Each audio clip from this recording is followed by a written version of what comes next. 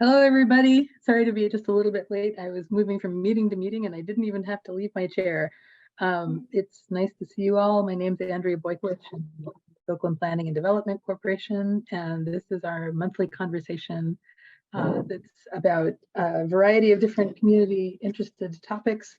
And this month we are talking about the Oakland Plan. And we are pleased and honored to have with us Christian Umbach, who is the senior planner for Oakland, among other neighborhoods at City Planning, who is helping us to celebrate the 1-year anniversary since the Oakland Plan was adopted by providing us with a little bit of an update about the Oakland Plan and where we're at.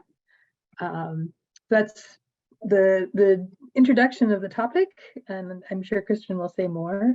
But just wanted to welcome everybody and to reassure you, please, this is a conversation, this is not a webinar, this is not, a kind of a panel discussion or whatever. This is a community conversation. And if you have questions or comments or concerns, please feel free, if you could just get our attention, waving, raise a hand if you're on Zoom, make eye contact if you're in the room at 294 Semple. Drop information into the chat and we will keep the conversation going.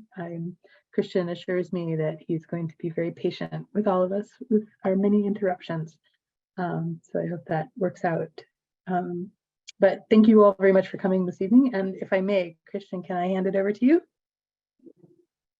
Thank you, Andrea. Hello, everyone. Welcome. Thank you all for coming out. We're really excited to talk about the Oakland Plan. 1 year after its adoption and moving forward with implementation. So that's really the focus for us tonight. How can we, take a lot of great things in the plan and see them come into action, working together. So yes, once again, my name is Christian Umbach, with the Department of City Planning, and I am the neighborhood planner for Oakland, as well as Squirrelwood and Shadyside.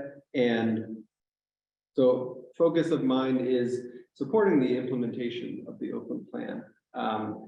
And we've been, ever since, a little background on myself, started with city planning in February, so somewhat new, almost to the half-year mark. So getting up to speed, but been really jumping into all things Oakland and planning. So definitely excited to kind of take over the reins of a planning process that has been going on all the way since 2019.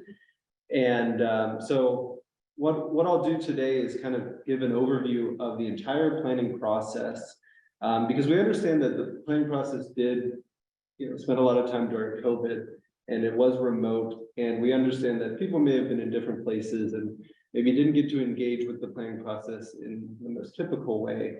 I'll make sure to keep that brief so we can focus on kind of where we are now. But I think it is important, in talking with Andrea, to give folks just a general overview of the planning process and the plan itself and how to navigate it, because it is a substantial piece of work with dozens of goals, dozens of policies, and over 100 projects and programs, which are essentially the to-do list, the action items that we can take from this plan. So it's a lot to digest. So I'll hopefully give you an overview and help you all understand how to navigate this plan, which actually does sit online, and is able to be evolving and adapting and active and living.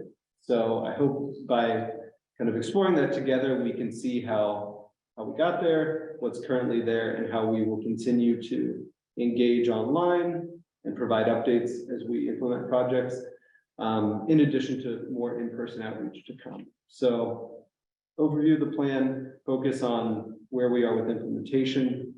And then I guess the third item we'll get to is specifically looking at some of those implementation projects that we're ready to tackle immediately. And we can kind of, once we pull some of those up that are on our radar, you all can kind of direct, hey, really interested, let's talk more about this, have questions about that, and it can be very much guided by you all from there.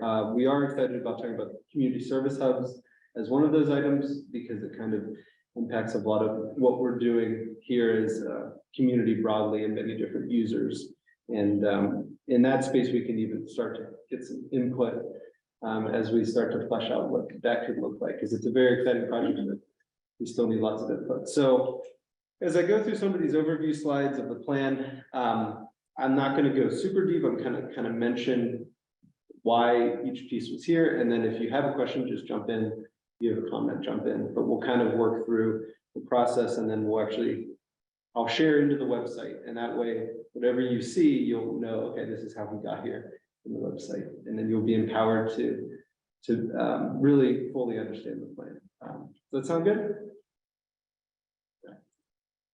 I do have a few slides just to keep us oriented. Thinking about the timing, this just kind of gives us an overview.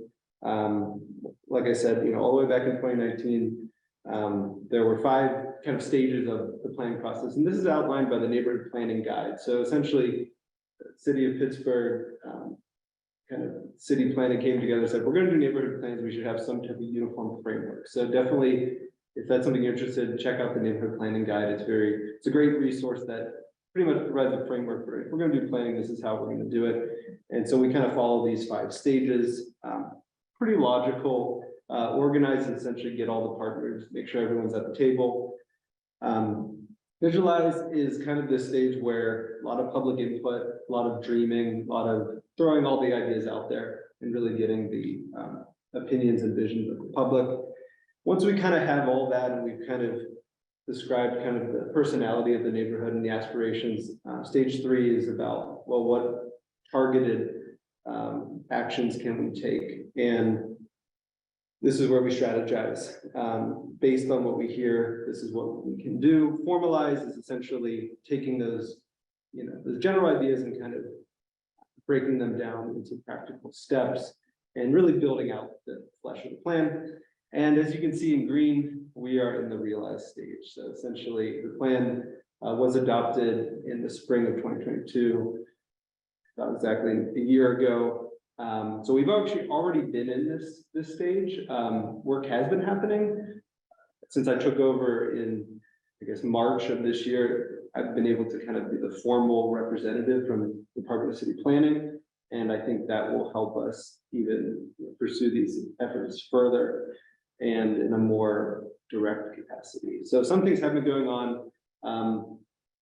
As we talk more about the plan, you'll understand that we didn't start from scratch and it is evolving. So anything quickly on this, or can we move on? Okay. This is also from the neighborhood plan guide. This just gives a quick overview of all of the different participants in a plan. It is not just the planners and city planning writing up the plan. There are many different groups with different roles and responsibilities. So I won't bore you with kind of going through all of these items, but this essentially was the outline for what we followed. And you can see how, different stages of the plan groups have different roles. And this gives a little bit more details if you're curious.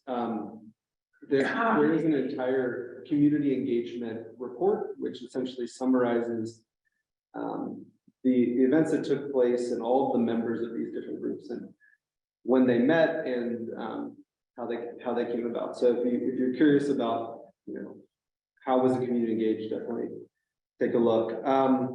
Few things to point out here that I think are something of interest, so you can understand how the ins and outs of the plan is. There was an online open house, and this was during COVID time in 2020. And so we were able to use what's called Engage PGH, which is, I think, an excellent online platform where, we weren't able to be in person, but we were able to share ideas, able to comment on ideas, and really, I hope, have a robust conversation and get some good participation. So I'll quickly just show you a link to this page, not to get into the details, but mostly just to show how the capabilities we have from an online perspective. And what's good is all these pages are archived. So if you're curious about something that happened in the past, you can always find it in the archive section. This is just one example of a tool where we kind of asked a broad question about share a vision. Any member of the public is able to kind of post their suggestion with a review, to be able to be up here, then there can be comments and likes and hopefully form some type of dialogue here. And Christian, can I interrupt for just a second to say it's a little hard sometimes to hear you from online, and I was just hoping that I could encourage you to slow down and speak more loudly and clearly.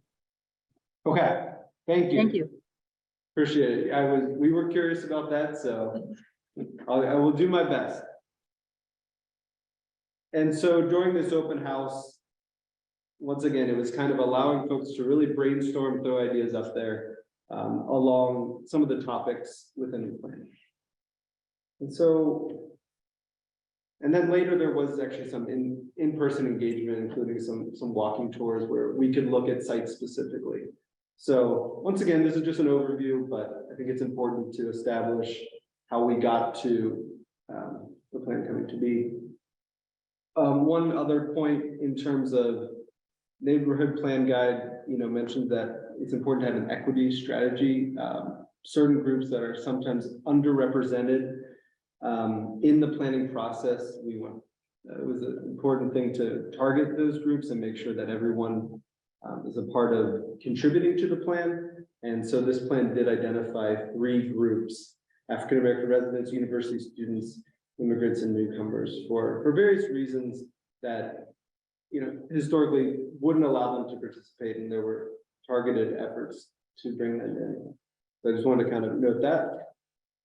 And then one other thing to briefly note is we did through this process recognize that planning had been going on in various organizations have been taking leads, various portions of the community had been doing planning, and the planning process did its best to incorporate as much of those thoughts and visions and goals into the planning process, including some of the institutional master plans for some of the institutions in the Oakland area. So hopefully that kind of sets up foundation of the plan. This is where I hope this slide kind of summarizes and allows you to grasp how the plan functions. Essentially, the vision is, exactly what it sounds like. It's kind of the dream. It's kind of what folks, desire to see, the ideal outcome in 10 years. And the vision is a mixture of every different topic, every different perspective, really every person that enjoys Oakland. And that vision is kind of the North Star that leads everything. And then goals are essentially long-term outcomes. So if we want to get to that vision, what do we actually see in the future? And those goals are broken down by our 4 topics: community, mobility, development, and infrastructure. In order to get to those outcomes, the plan developed policies, which is essentially the preferred direction. If we're going to get to those outcomes, this is where we think we're going to go. And then the most exciting part, which you see highlighted, which is the projects and programs. A lot of P's here. But the projects and programs is that concrete to-do list. These are the actions. And as you can see, this is the focus of our implementation. So just wanted to kind of put this in context where if you see a project or program and you're curious about how it fits in with the whole framework, this is the wonderful structure here. And we throw a lot of terms out there. Yeah, if you're thinking projects and programs, that's where we are with implementation. And once we get on the website, I think you'll see how this all comes together.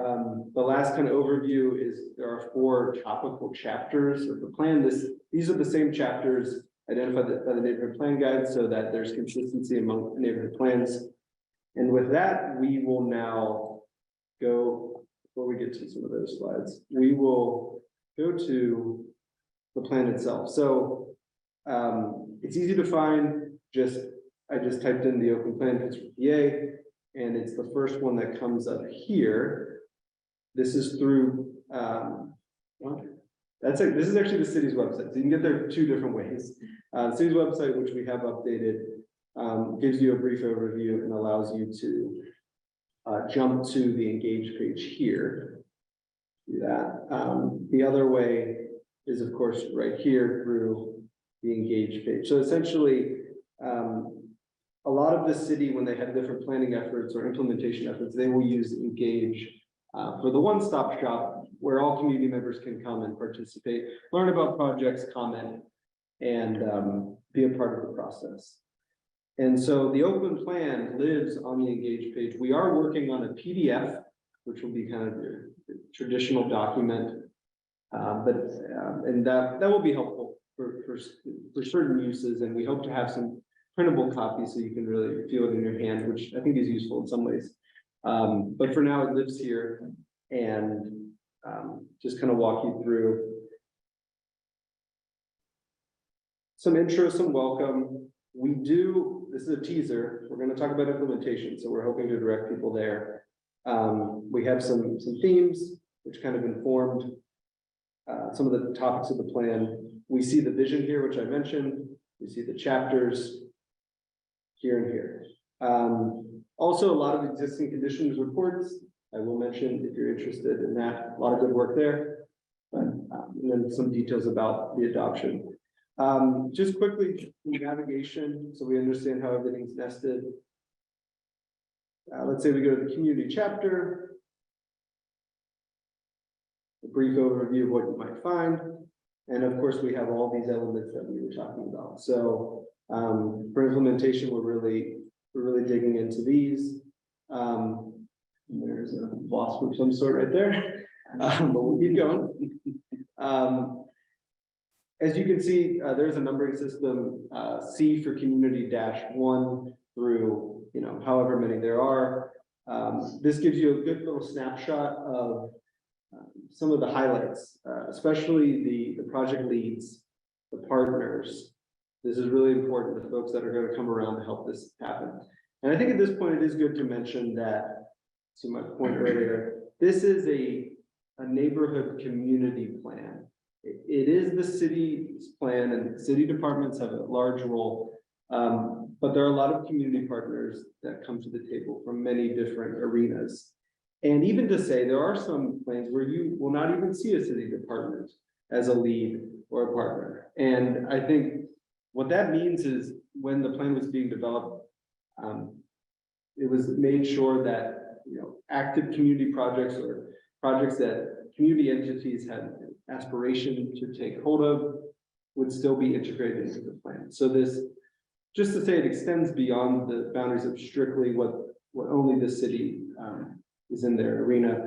And it just emphasizes that implementation is for all of us working together across. And if you look through, you'll see how the partners list is many, in certain cases. Even the lead list is many. So it takes a lot of folks coming together. I think just wanted to highlight that. In terms of some of those other highlights, we have the when to start, which is essentially the plan. There was some foresight into when we think it's feasible, appropriate for a certain project or program to start. Those are general ranges 0 to 2. So that would mean in an ideal world between 2022 and 2024, we could get started. And then there's 3 to 5, and there's also 5 to 10. It doesn't mean that a project 5 to 10 couldn't start now if circumstances changed.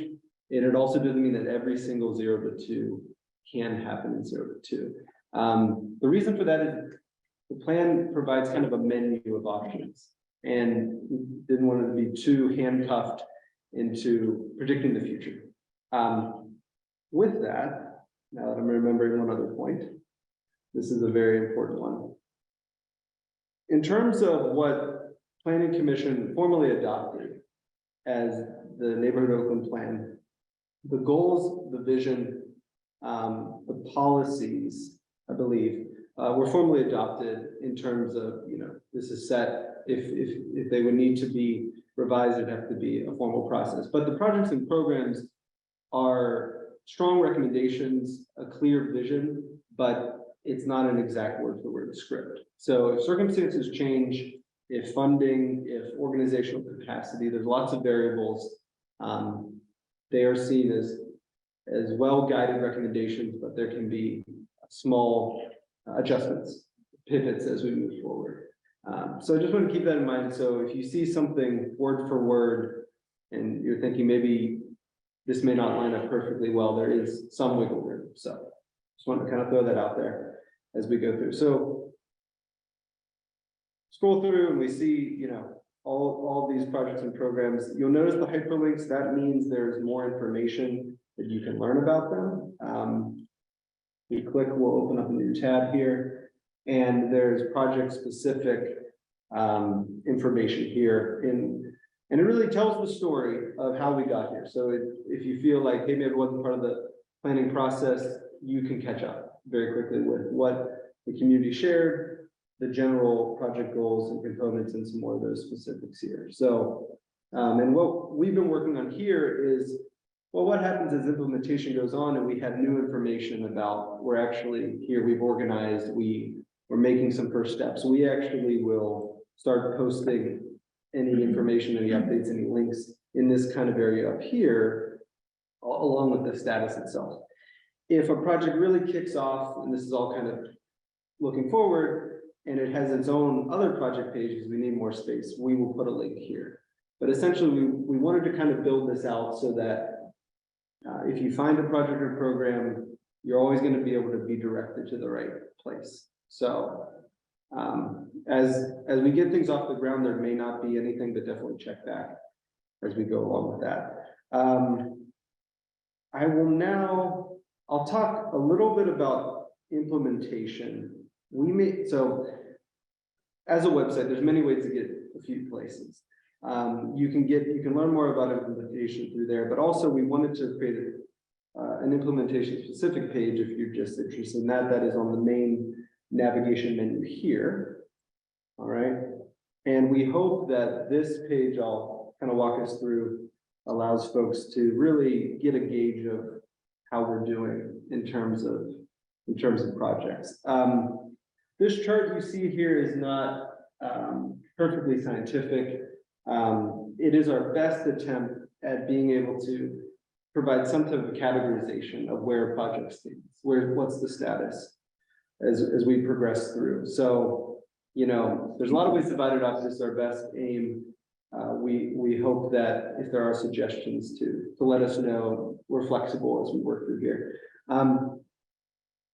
6 categories from complete, partially complete, work that's ongoing, work that is actively in progress, project or program is actively being developed. On deck means stakeholders have identified this as a priority. We want to look at it next, but we actually aren't directly in the process of working on it. And then of course not started. I hope through this we can see that, you know, after 1 year, almost a fourth of projects have at least not been complete, ongoing, or at least are in discussion. So this is just to affirm that we're not starting from scratch. And we want to keep the momentum going. Also, to keep in mind, if it looks like, well, there's a lot not started, keep in mind that the plan really is a 10-year vision. So we're not going to be really harsh grading ourselves, but you know, in 10 years, we want to see how our project goes. And this is the cities and city planning's best attempt for transparency in terms of, hey, we've made this wonderful plan. We want to do our part in tracking and kind of seeing where we go along the process. And then once there's a little bit more explanation about these categories, and then we have the same list of all 116 projects and programs, and we will be actively updating these in a nice order so you can see what's on deck, what's in progress, partial complete, ongoing, complete, and not started. So I want to thank Brandon, my colleague here, for helping us get this all together. We've set it up to be as fluid as possible, and we also will put an updated date here. So we really do want to be on the ball and giving you all the most up-to-date information. With that, I will now I'll give you all folks some time to maybe ask any questions or comments about the structure of the plan and where we are before we get into exact projects. Once we pivot to projects, I believe we can touch on zoning and some of the zoning amendments if folks are interested in that, because I know I was talking with Andrea, that might be helpful. And then we can actually get into, item by item if we have more questions. So before we maybe take a detour to zoning, any general questions about process of the plan or how to navigate the website? So I just wanted to call attention, Christian, there are some questions that have been propping up in the chat, which you can take a moment to review. But with the most recent of those is, could you talk a bit about this status tracker and the whole implementation site? Is it live? Is this actually like ready and ready to go? And if so, can you talk a little bit about what is complete? Like, what does it mean that open space is complete? Like, what is that? Sure. Yeah, no, that's a great question and certainly understandable. So the status tracker is live. It is city planning's understanding of where we are with projects. It is our best understanding. We understand if you look at the descriptions of these, there are many community partners. We have done our best to kind of gauge and ask for community organizations to share what they're working on. And so the input we've gotten is reflected in here. But we do admit that it is active and evolving. So if you see a project that actually has been started or is in a different stage, we want to welcome that input, and we do encourage you all to reach out. With that being said, to speak to some of the completed items, most of the completed items would be items that were incorporated into the zoning law. So our zoning division did a series of zoning amendments.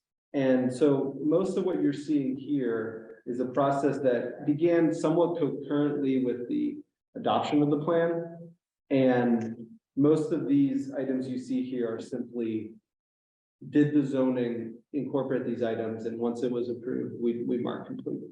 So even though the topic may seem beyond zoning, if we look back to, for example, this D4 item, we'll see that this was part of the zoning field. Do you want to go through the chat, just like top to bottom next? Sure. Would you mind actually calling them out? Yeah. And kind of, Yeah. so everyone can hear them? Millie, I know you had a couple of questions. I don't know if you want to unmute and ask them, or if you want me to read them from the chat. Do you have a preference? Hear none. Maybe you could summarize a few. Yeah. Actually, this one kind of gets at the point of how zoning impacts the plan. I think you talked a little bit about that just now. This comment was about, this is about the mayor's office and one on Capitol, so maybe we'll put that on hold for just right now. This comment was in regards to the engage page. Oh, this is a good comment from Millie.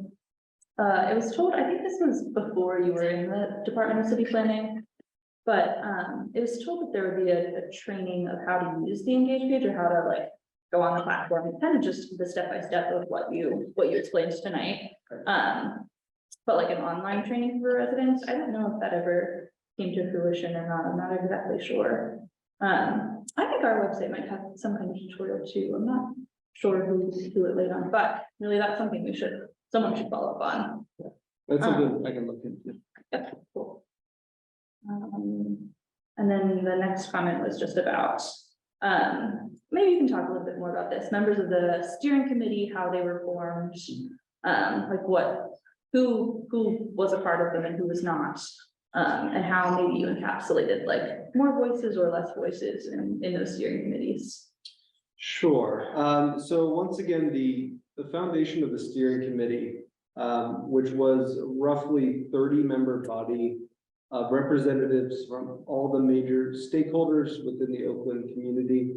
I was not around when it was constructed. From my understanding, it it aims to be representative of a wide array of all different types of groups representing various groups, residents, business institutions, cultural institutions. For more kind of insight, I would reference the engagement report, which I believe if we go to appendix engagement summary report, we open that up. Sorry.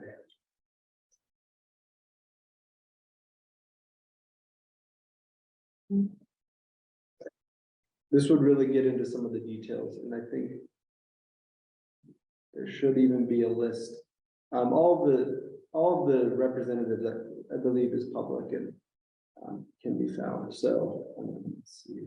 Yeah, so it looks like this would be the list itself, and yeah, that's something that I cannot speak to personally since I wasn't there, but can definitely look into anything from folks that were. But this is a good resource. Yeah. Millie, I don't know if you have anything you'd like to add to. I tried to capture some of your questions. I know you were booted off and tuning back in.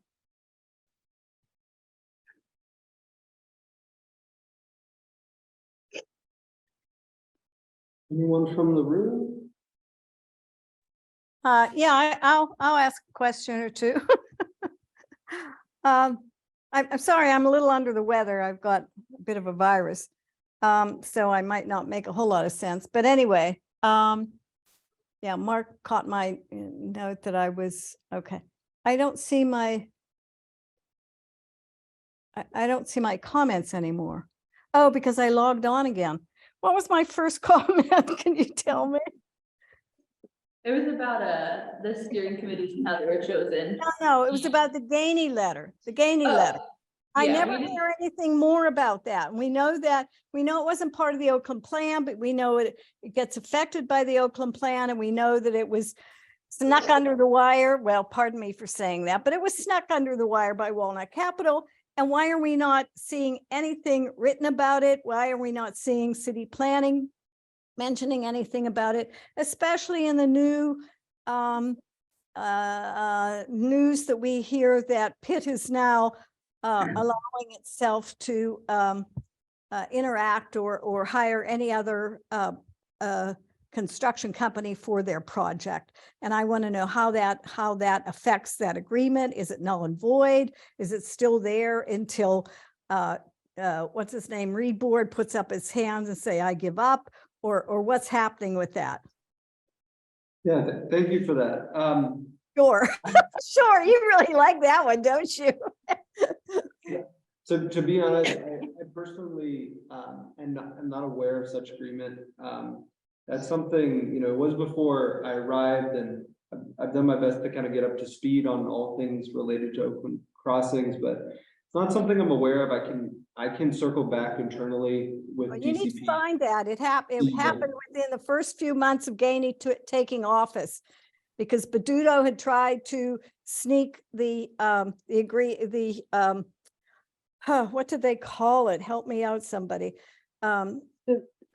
Christian, it was about it was kind of like the mediated solution for the expansion of the UCMU district to include Halkett between Forbes and the Boulevard before the UCMU district actually existed, and before the zoning package as a whole from the Oakland Plan had been passed. So it was prior to the adoption of the plan, prior to the passage of the zoning legislation by City Council.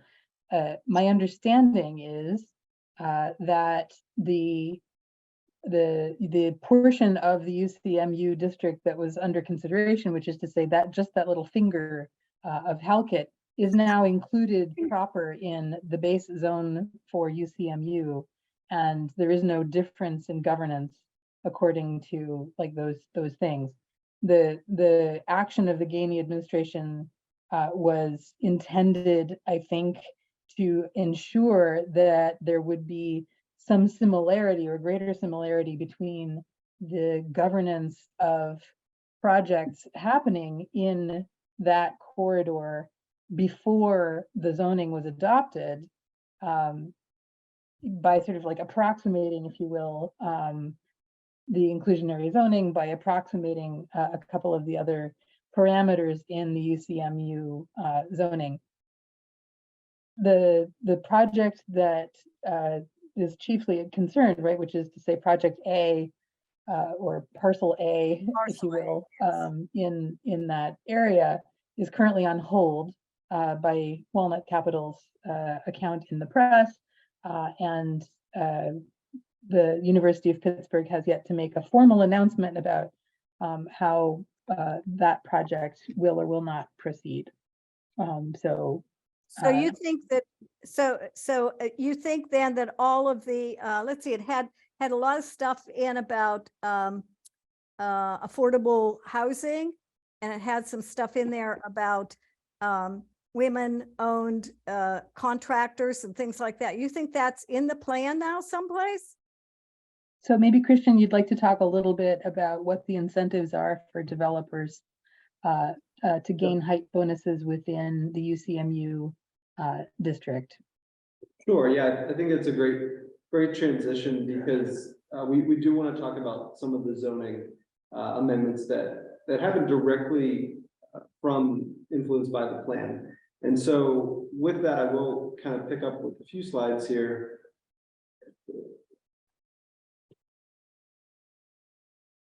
This just gives us sorry, one second.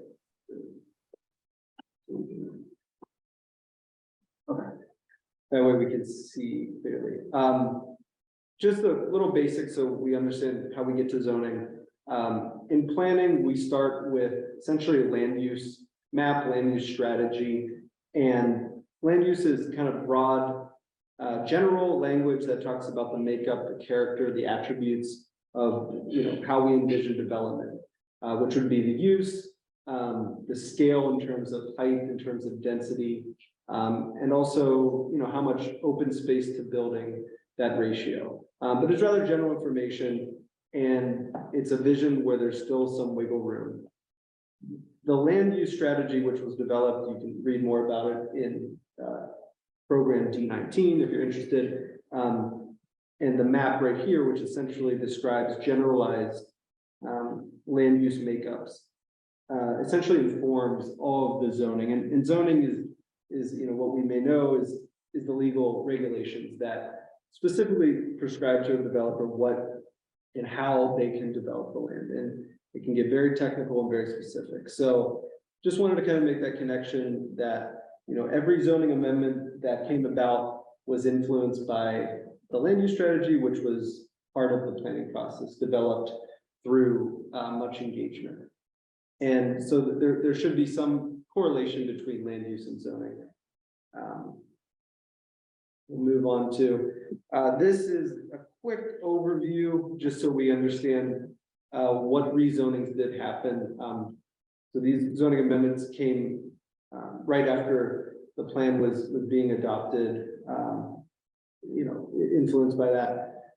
First one is kind of what we think of the central core of Oakland, the 5th Forbes corridor.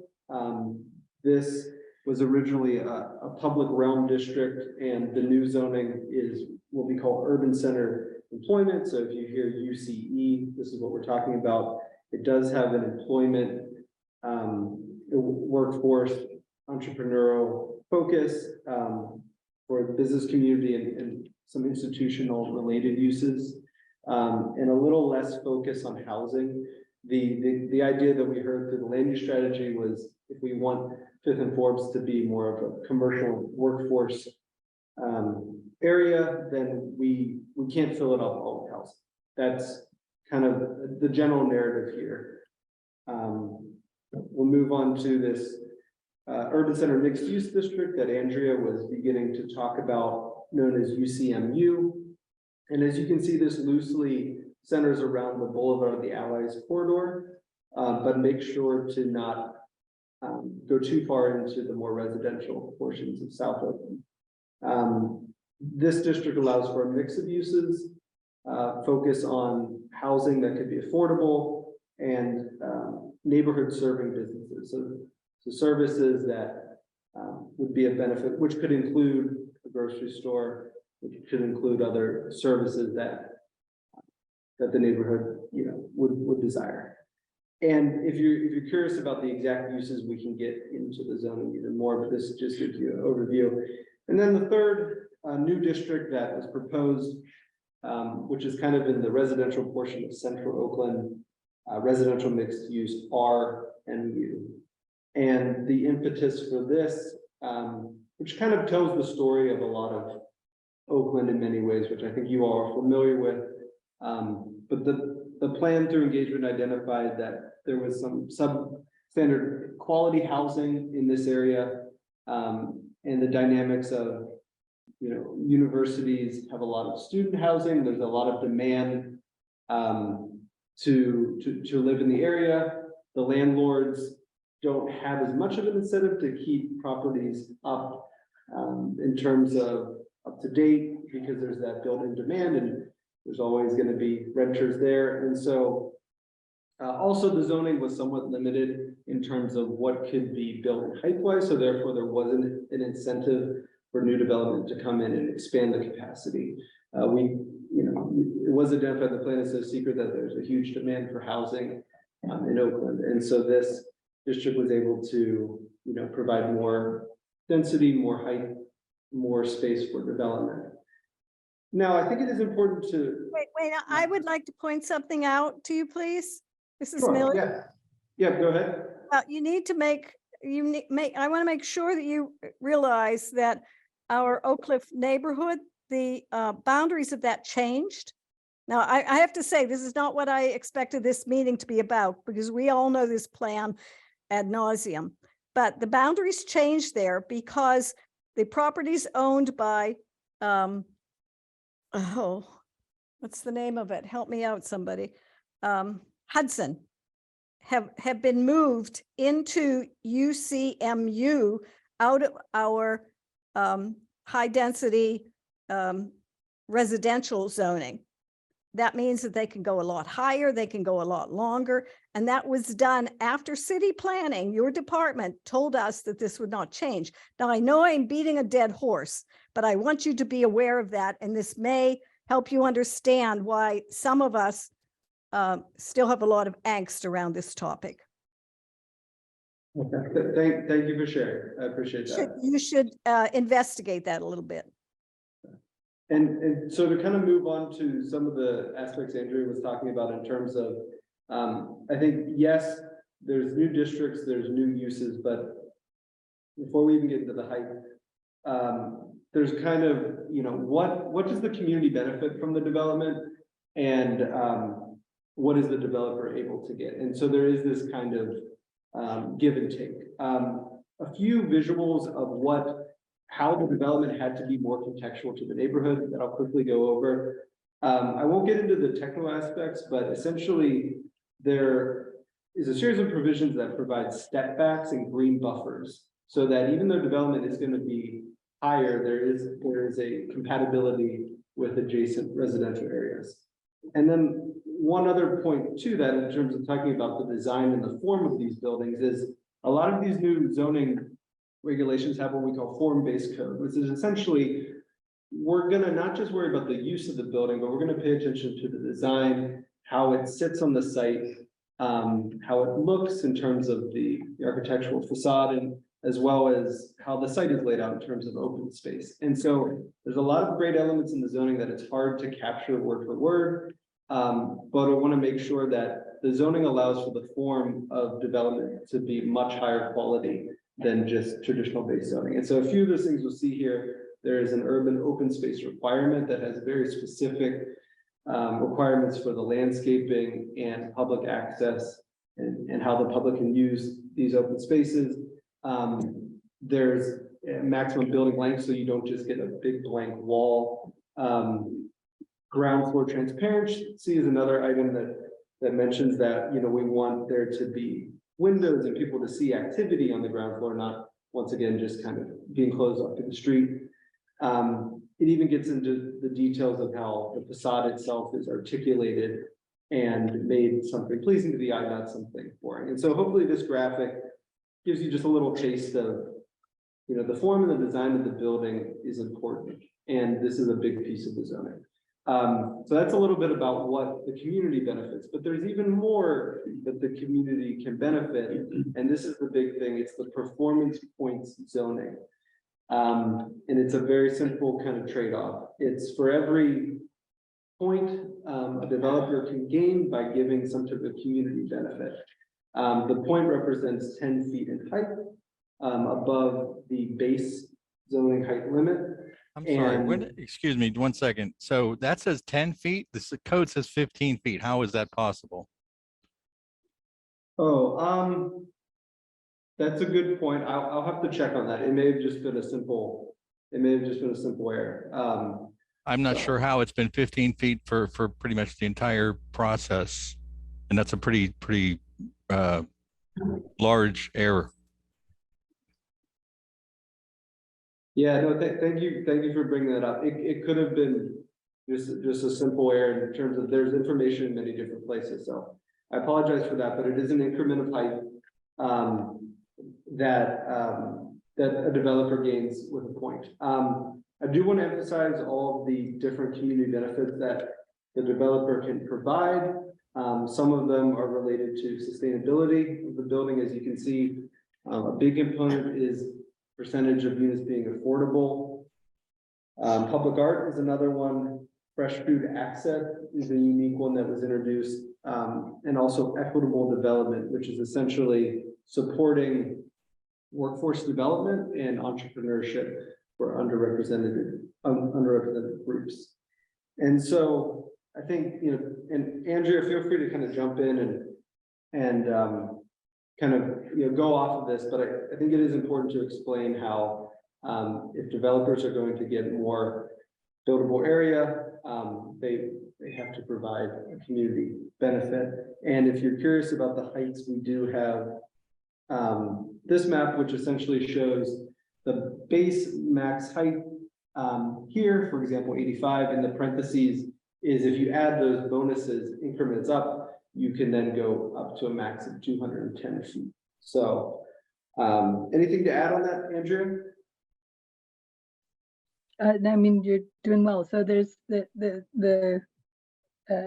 enough to ask about the clarification. I think that Mark was asking for whether it's 10 or 15 feet. It does make a difference. Not for a single story, obviously, but for anything more than two, it does add up in terms of the density of the buildings that that height bonus can win you. So worth clarifying.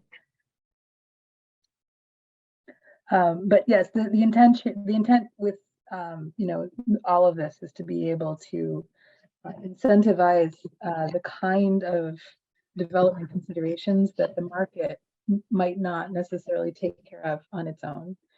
So there is some disagreement, right, about whether in fact actually the market is failing with regards to, say, for example, the energy efficiency. Like, wouldn't it be the case that energy efficiency, excuse me, I have this really intrusive cat. Wouldn't it be the case that energy efficiency, for instance, would be something that a developer would want anyway, and would be inclined to in their plans, even without an incentive structure there to try and make that happen. So the issue, I think, is about the amount of those kinds of investments as well as the specific nature. So there's some kinds of considerations that do have no market return, and those are the things that the point system was really specifically targeting. So the additional height that you can get for affordable housing on top of the IZ requirements was another one of them, where the intent is to be able to really incentivize just the production of the number of affordable units in these new developments. So that's just an example.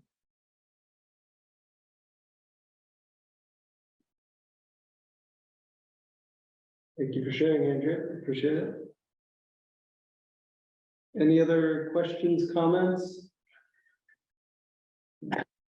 I can, Just to clarify, those 3 zoning codes have been adopted by the city, but the zoning map is still a proposed zoning map, or the zoning map changes have been adopted or have not been adopted. yes, so all of the zoning text and the map has been adopted. So I think the confusion may be as we look into the plan. If we go to the zoning page, there are some older versions of the maps, but now the official map on the city's GIS page is up to date. So I can quickly go there so we could just take a look at it, because I do understand that sometimes if you're digging into the plan, you can see past versions. If we quickly go here to it is completely live. And then I can kind of clarify one other point on certain zoning amendments and districts have been rezoned, and there is potential for more rezoning as part of the land use strategy.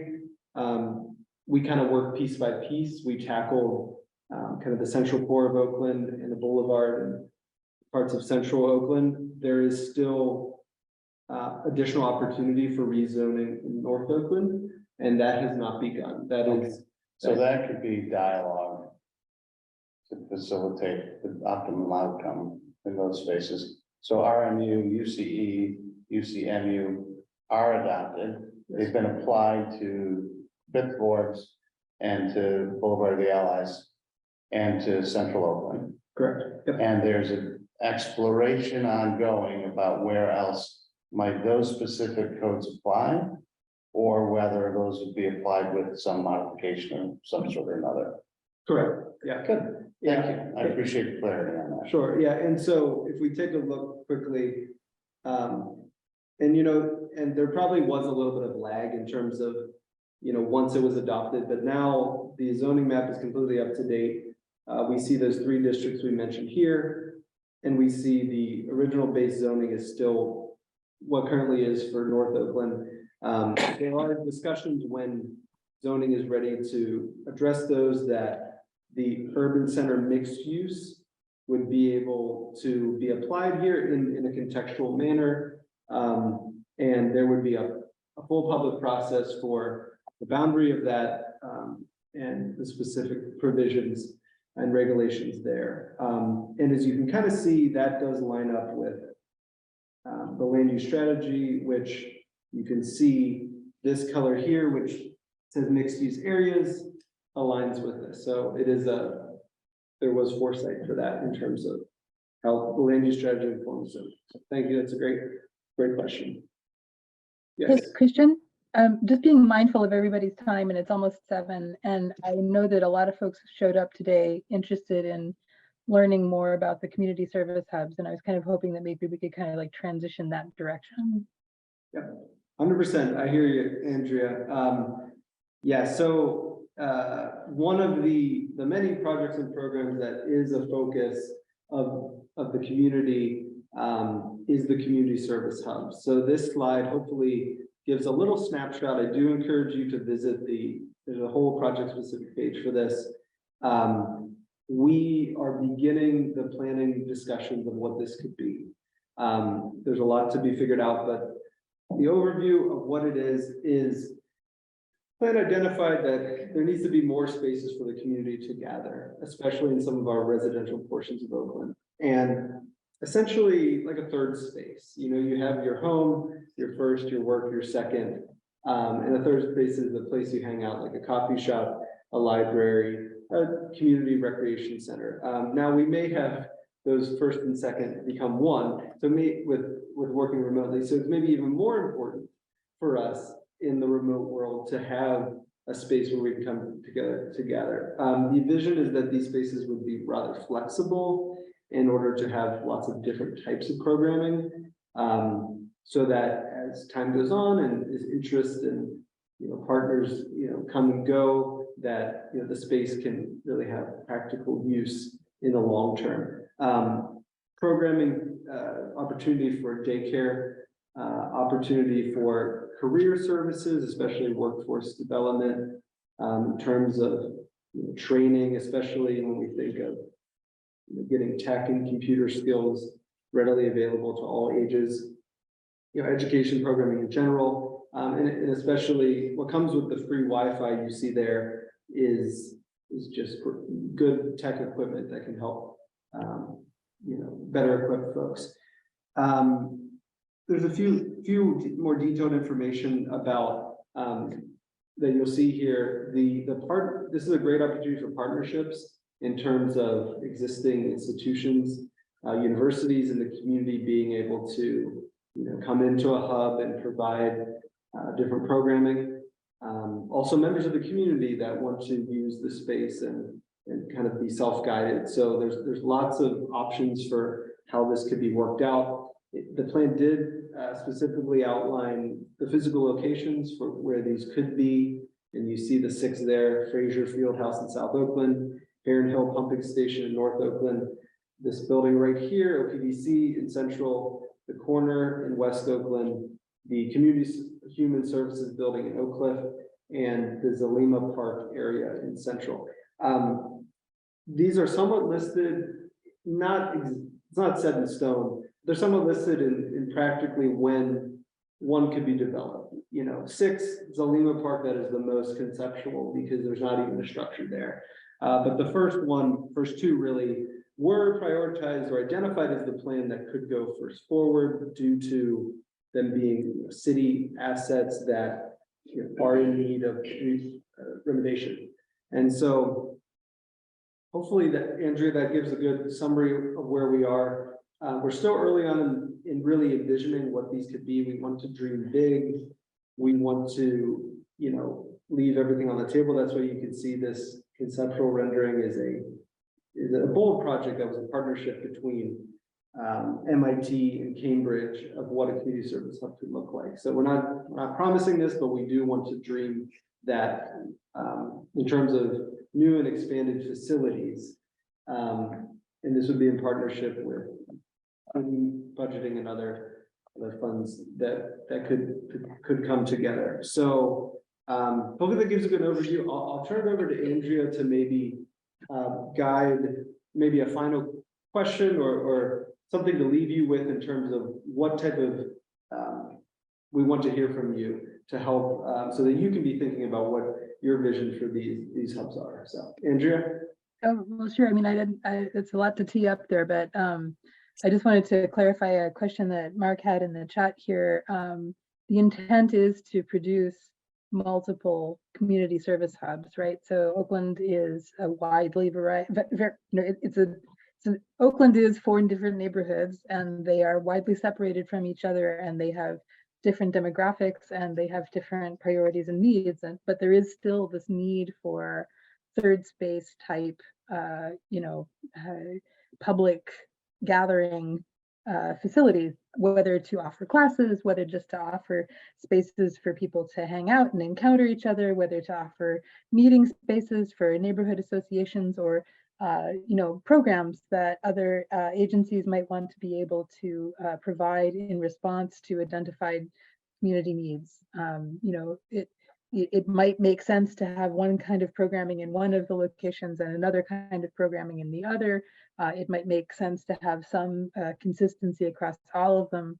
This is part of the planning process that we'd like to be able to kickstart, is to be able to identify, and to shape over the course of the coming year, really, with feedback from the community, with exercises and needs assessments here, what kinds of programming would be really needed in each of these locations, and what kinds of investment would have to happen in order to support that kind of programming in the locations that we can start with.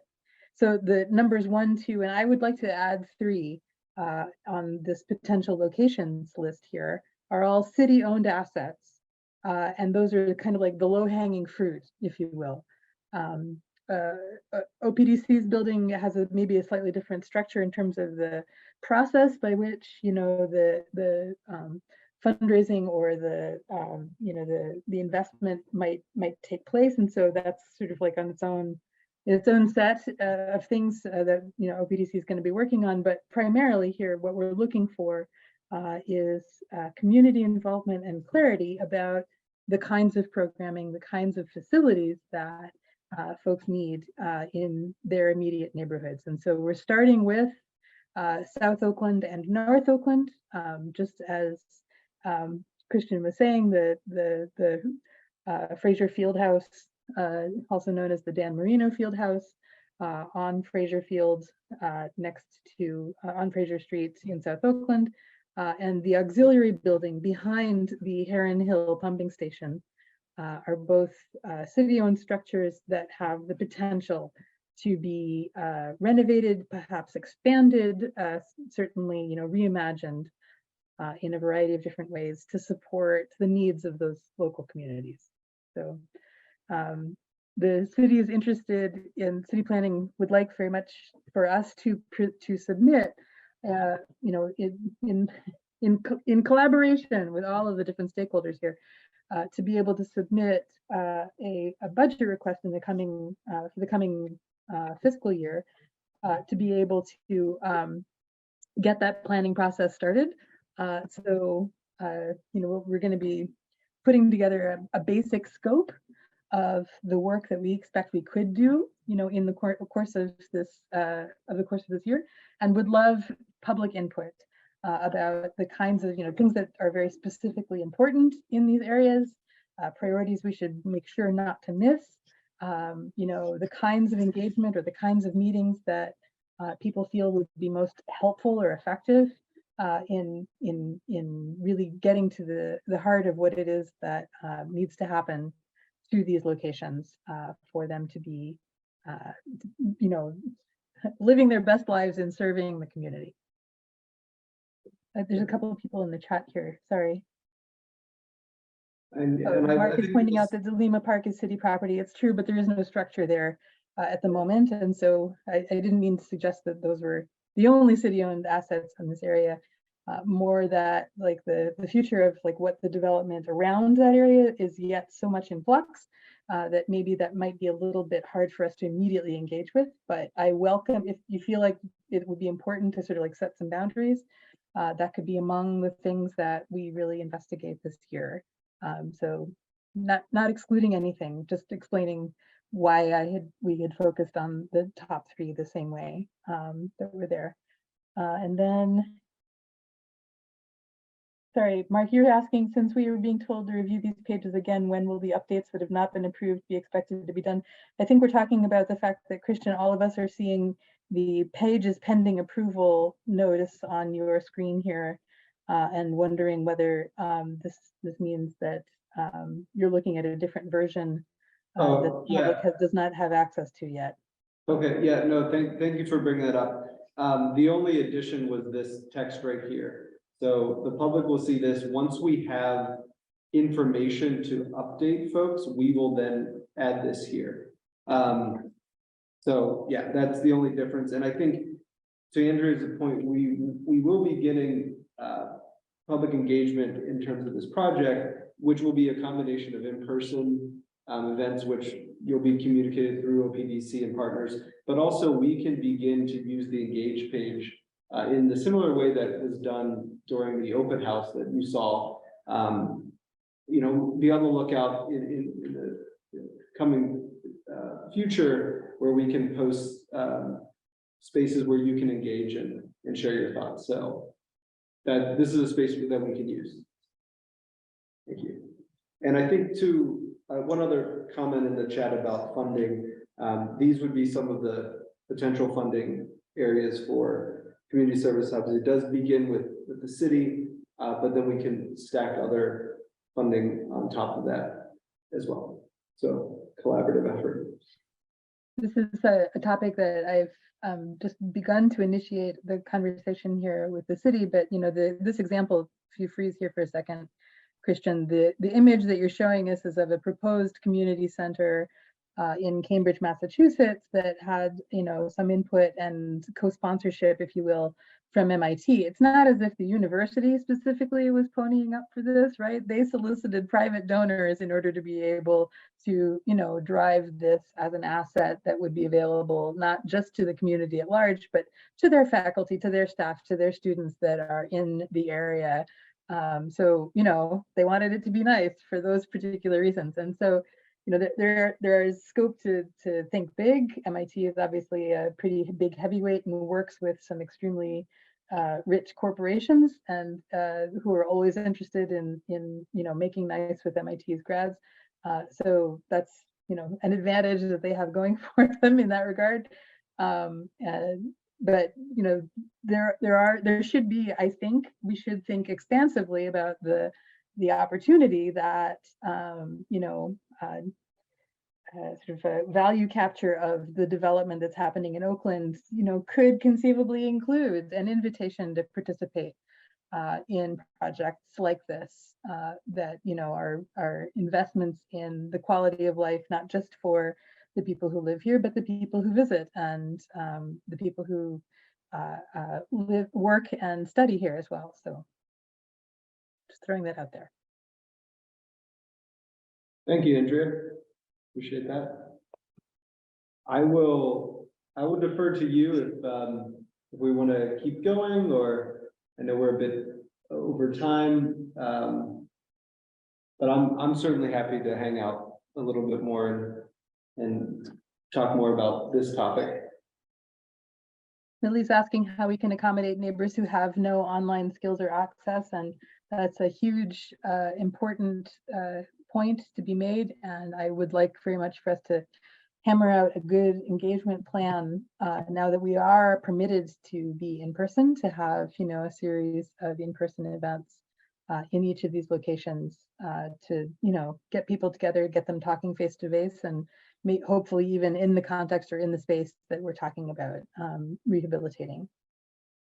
It's always fun to think about these things. I just wanted to throw this into the conversation, right? That if what you're trying to address is an existing need with something, you always have to leave some space open for how the investment itself or the new asset or the new facility is going to kind of create its own set of unanticipated needs, right? If you offer a service or if we offer a certain kind of support, you're changing the neighborhood, right? You're putting something there that wasn't there before. And that can have any number of cascading effects in terms of people's expectations, the attractiveness of the neighborhood, what kinds of residential activity it supports, and it can kind of evolve, right? It's a moving target. We don't want to just pin anything in place. So part of this planning process has to be about imagining an Oakland that doesn't yet exist, and thinking about how we'd like to be able to encourage and support that kind of change, but also our neighbors of the future. So it's a fun thing. I'm seeing Devon, you have your hand raised. Hello, everyone. Thank you. For those of you that do not know me, my name is Davon Brown, and I'm the Community Engagement Coordinator for Councilperson Strasburger. While most of, at least from looking at the chat, most of you guys do not live in District 8. I did just want to, I'm sorry if this is not the appropriate forum to do this, but in terms of the Community Service Hubs project, I do want to make sure I say that you see number 2, the Heron Hill pumping station. We will be submitting our budget requests from City Council to the Office of Management and Budget next week. So, I just want to make sure that people are aware of that so that you can send letters of support for the Heron Hill pumping station to our office. And we'll make sure to include those letters with our budget requests for that. And we'll also be coordinating with DPW to see if they can also make that request, or what are the best ways that we can work to make sure that there's funding for that pumping station, and specifically, or for the community center that would be there. So thank you, guys. Thank you, appreciate that.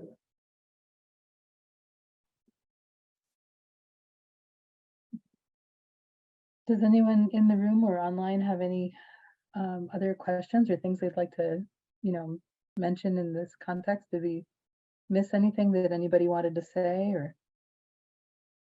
Oh, I had a question about this is about like the performance points part, but like, what does the process look like to like meet the qualification of like one of the community priorities? So like when they start building, like what dictates like exactly like when they get the performance point? Yeah, that's a great question. It is somewhat of a technical process and it is very much spelled out within the zoning code. The payment, there is a portion of the, well, in the bonus points where they give money to a fund, there's a certain upfront payment and then they have a certain time to, fulfill the rest of the payment. The other standards which don't deal with giving a fund, which are very much incorporated into the project, such as from the building efficiency, that goes through the typical building and zoning code reviews. And so essentially that is kind of a staff review process with several checkpoints, and the applicant would not receive their zoning permit until all of those criteria are met. So essentially the zoning code has that power and those mechanisms set up. The funds there's also criteria or procedure for that as well. Are they distinct in these three districts from the RIV, or do they use the same mechanism as the RIV? It's a great question. And I think with that, I will quickly go to this. This is a web page that explains an overview of the performance points, and it gives you a little bit of a breakdown of the topic itself, and then it mentions, which district. Some points can be used in some districts, some only in a few. So there's flexibility. This provides which point is applicable where. And as you can see, this new equitable development point is just applicable in these two areas. These guides kind of give you more specific. So I would definitely recommend this page if you. So what is this page that you're referencing? I'm sorry. This is the performance points process guide. Can you just put that on that? In the chat, yes, let's put it in the chat. I will copy this into the chat, and yeah, this should be helpful. One thing as another disclaimer, do keep in mind that, with multiple things keeping updated, there could be a discrepancy. The zoning code, formerly the code, is always the most up to date. And so, for example, I was just updating these in the last few days to make sure that this information is the most up to date. Yeah. So, but if you have any clarifying questions, I'm happy to field those. The code has everything else. Hopefully that was helpful.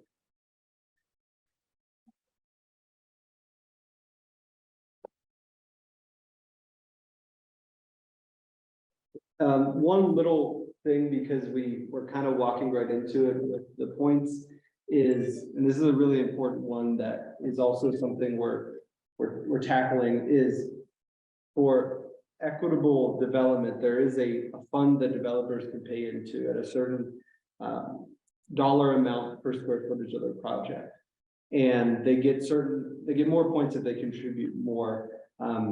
These funds will go into a city trust fund that the Department of City Planning is actively working to establish.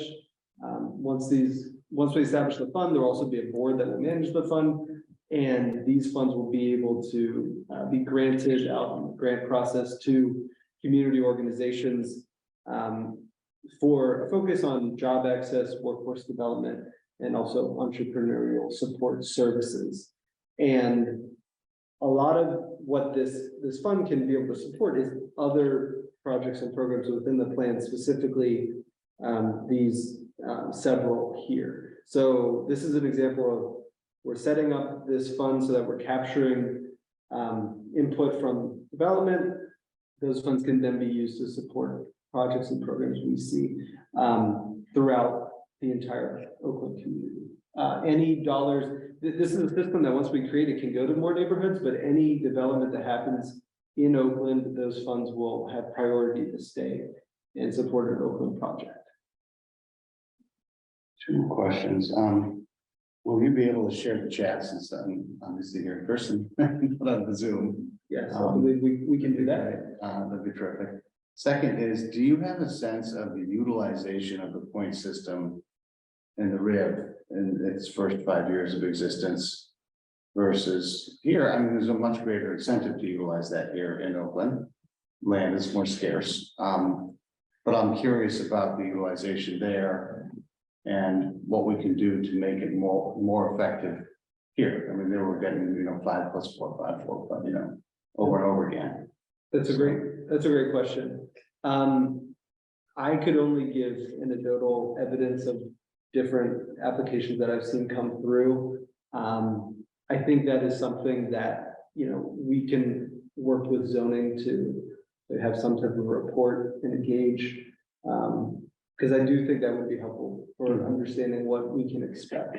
To your point, it is a menu of options.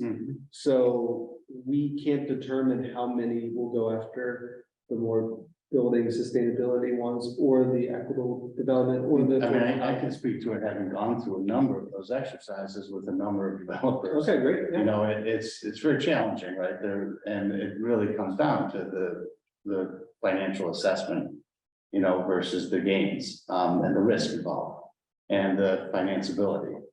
And they pour over it, again and again for good reason, because they're taking extraordinary financial risk, and trying to understand how that parlays into the property value and then ultimately the development value. So I think there just needs to be good dialogue in order to optimize and make it well utilized. It's complicated, no question about that. But I've yet to see anybody actually make that choice in the RIB district every single time it's been dispensed with. I'm hopeful that we can have that be a different experience here through these efforts. Because I think they're really important goals to advance. But that's been my experience in that other context. Yeah, thank you. But land is, a lot less scarce down there. There's no question about that. But nevertheless, that was my experience. And I think that is the desire of zoning and planning as a whole is we want to monitor how the point system works or isn't working as well. And there is a desire to tweak and to dial it to get what we want, because we want this fund to be successful. We want, if they are going to be able to support this, we want it to be able to have significant capacity to do good work in the plan. So yes, that is something on our forefront, and I will, look in, personally at what evidence we've seen so far. Thank you. Oh, I know you mentioned like the zoning code, it talks about like what the qualifications are, but do you know like how well it promotes like community collaboration? Like when businesses like submit their applications, do they just read off a list of community priorities, or is there a level of like community collaboration they have to meet? Like, do they have to host their own meetings like similar to this? Or do they just kind of like look off a list and then plan it based on that? Oh, okay, I see. So what you're saying is, if I'm right, the developer is thinking about these points and which ones they want to utilize. And are they gauging from the community, what are some of the needs that would be a benefit to them? I can't speak for the developers, but I would assume, no, they are essentially looking for what is feasible, given their development and the cost. And I think they're all of benefit. So I think it can be, the argument can be made that, doing any of them is a benefit. But that process, I think you bring up a good point. But there is other provisions of the zoning code, specifically the RCO code that does require the community engagement process. And then developer team that doesn't arrive having studied and feeding that back to the community is definitely starting 3 squares back. And whatever they may be asking for through that process. So the registered community organization process and the development advisory team. That's also a little bit in flux right now. I don't know what the status of the study has been in that regard, or if you can give us any insight into that. Can you clarify what? Well, a couple of about? months back, there were the hearings and the study and the utilization of staff time that, Director Abrams was talking about, and the implications of the RCO code. Right. Right. No change though afoot on any of those fronts that we're aware of, right? No, there's been a report of public comment on the program, which our department has been reviewing. We're still going to be coordinating with council to determine if and how that program evolves. Okay. For sure.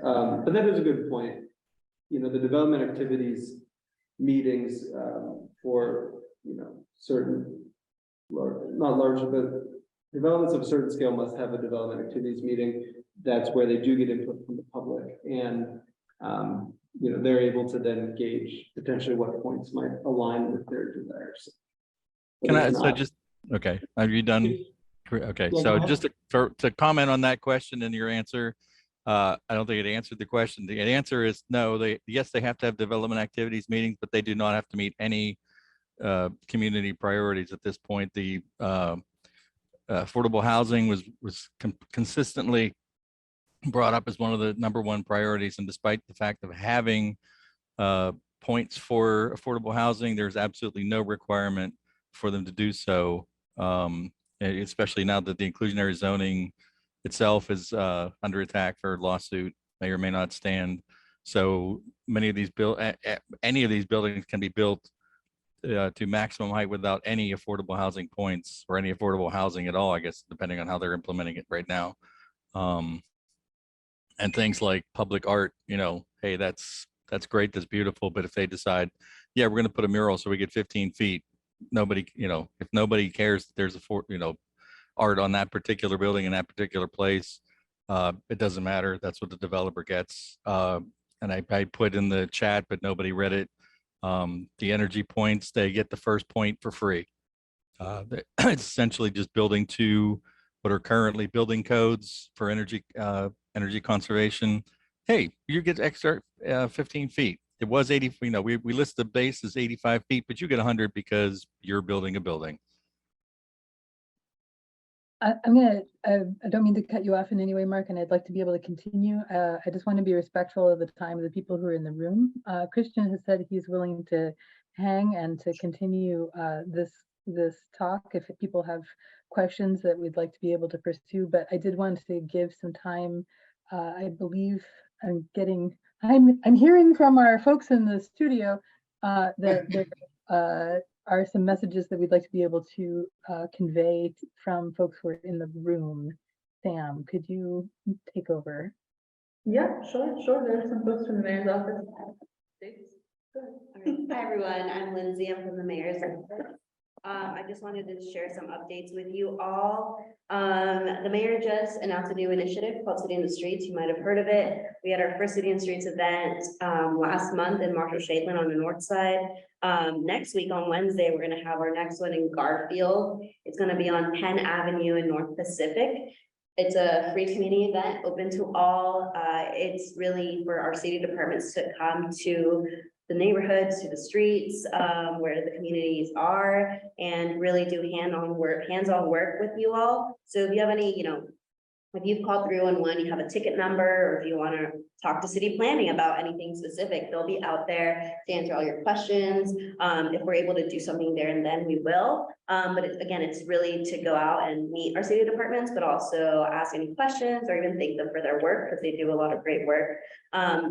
We're going to have free food, live music. It's been a really great time at Marshall-Shadeland. We had a turnout of like around 200 people. I'm really expecting a way bigger turnout here at Garfield, where our team is actually going to canvas all day tomorrow mostly. So cross my fingers it doesn't rain, but we're really excited. The next thing I would like to share with you all is our city park summer guide. You might have seen these around the city, but if you haven't, you can also find them online. Our city parks did an amazing job putting all of this together. You'll be able to find when, our line dancing is happening over the summer, when special events, summer concerts. One of my favorites is going to the parks and watching movies. It's a free event, open to the family, bring your blanket, some snacks, and just enjoy the evening. And so much more. So you can look on our city page and find out some dates and times for that as well. And then another thing is, as you may have heard, the pools have opened, so we're really excited for that. You all did amazing getting lifeguards to apply, and we have a lot of lifeguards. And so we're really excited for those pools to be open this summer. And then my last thing, or two more things, is our farmers market. Take advantage of the beautiful weather, go out, have a nice walk at the farmers market. The one in Squirrel Hill is on Sundays from 9 to 1, and then the East End on Mondays from 3 to 7. Carrot on Wednesdays from 3 to 7 as well, and then the North Side is on Fridays from 3 to 7. All these farmers markets are happening until November, usually beginning of end of November. So again, take advantage of those. And my last announcement is, if you know anyone who would be interested in working in the mayor's office, we're currently hiring a press officer. That deadline is on the 26th of this month. So again, feel free to contact our office. And if not, I'm here for any questions, comments, concerns. And I hope to see you all at Garfield City in the Streets next Wednesday, 5:30 to 7:30. Do you have any other? Do you guys have any updates? Justin, Gavin? Yeah, no. I can share, we have our news from your neighbor, newsletters here, and if you'd like a copy, and also leave some. Yeah, if you want to do a stack at the table, that'd be cool. Cool.